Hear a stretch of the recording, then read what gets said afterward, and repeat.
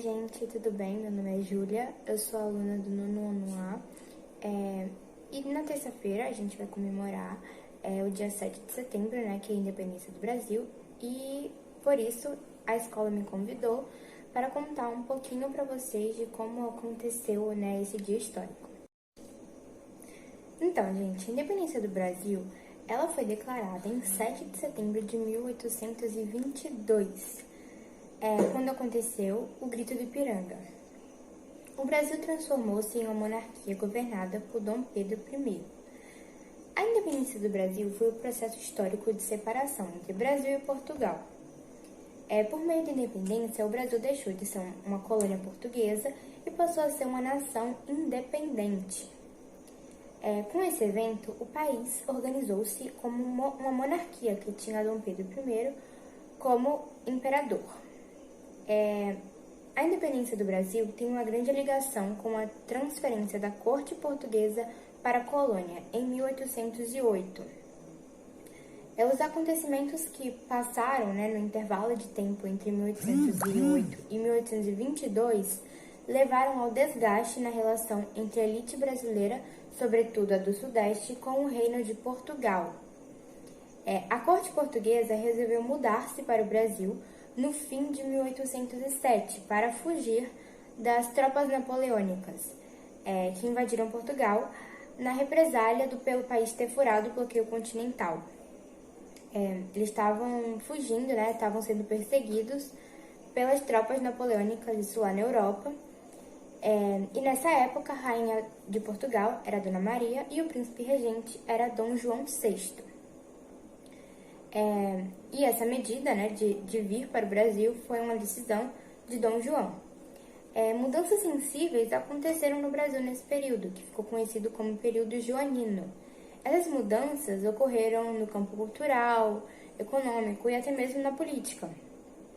A primeira medida de grande repercussão na época foi a abertura dos portos no Brasil, em 1808. Esse foi o fim do monopólio comercial que existiu durante o período colonial. Por meio de Dom João VI, também foram tomadas medidas que permitiram a construção de universidades, teatros, bibliotecas e outros centros culturais. Artistas intelectuais estrangeiros vieram para o país e a circulação de conhecimento nele aumentou consideravelmente, por conta desse público que veio para o Brasil. Aí a mudança dos estados do Brasil durante o período joanino é claramente identificada por meio de uma ação realizada em 16 de dezembro de 1815. Nessa data, o país foi elevado à condição de reino e passou a não ser mais colônia portuguesa, e sim passou a ser considerado o Reino de Portugal, junto com Algarves. A situação de Portugal, naquele momento, era muito ruim, pois ela estava enfrentando uma crise política e econômica em consequência da invasão francesa, das tropas napoleônicas. E para agravar a situação dos portugueses, o rei Dom João VI estava no Rio de Janeiro, distante demais dos problemas lá em Portugal. Bom, dentro desse contexto, os liberais portugueses passaram a exigir o retorno do rei para Portugal, e Dom João VI não tinha nenhuma intenção de voltar. Os portugueses também exigiram que o monopólio comercial fosse restabelecido no Brasil, e essas exigências demonstraram para a elite brasileira o desejo dos portugueses de restaurarem os laços coloniais com a colônia. Eles queriam que Dom João voltasse e queriam que o Brasil voltasse a ser colônia de Portugal. O rei português passou a ser ameaçado de ser destituído do trono se não retornasse, e assim acabou retornando para Portugal em 26 de abril de 1821. Ele voltou para Portugal, por conta de toda a pressão, de toda essa cobrança que o pessoal de lá estava dando em cima dele. O seu filho, Pedro de Alcântara, foi deixado no Rio de Janeiro como príncipe regente do Brasil. A independência do Brasil aconteceu na medida em que a elite brasileira percebeu que o desejo dos portugueses era restabelecer os laços coloniais. Quando a relação ficou insustentável, o separatismo surgiu como opção política e o príncipe regente acabou sendo convencido de seguir esse caminho. O Pedro de Alcântara, né, Dom Pedro I, também estava sendo pressionado a seguir o separatismo. Os portugueses exigiram o retorno do príncipe a Portugal e foi organizado um movimento de resistência contra a medida. Dessa forma, aqui no Brasil foi criado o Clube da Resistência e o Senado brasileiro recebeu uma carta contendo milhares de assinaturas que defendiam que o príncipe ficasse aqui no Brasil. Eles foram juntando um monte de assinatura e depois foi entregue ao Senado esse documento com todas essas assinaturas. O movimento que exigia a permanência de Dom Pedro motivou desafiar a ordem das cortes, e isso resultou no Dia do Fico, que é 9 de janeiro de 1822. Na ocasião, Dom Pedro anunciou publicamente que permaneceria no Brasil. Apesar de uma forte insatisfação do separatismo, ainda não era uma opção consolidada na cabeça dos brasileiros. Eles ainda estavam meio assim, não sei, estavam em dúvida.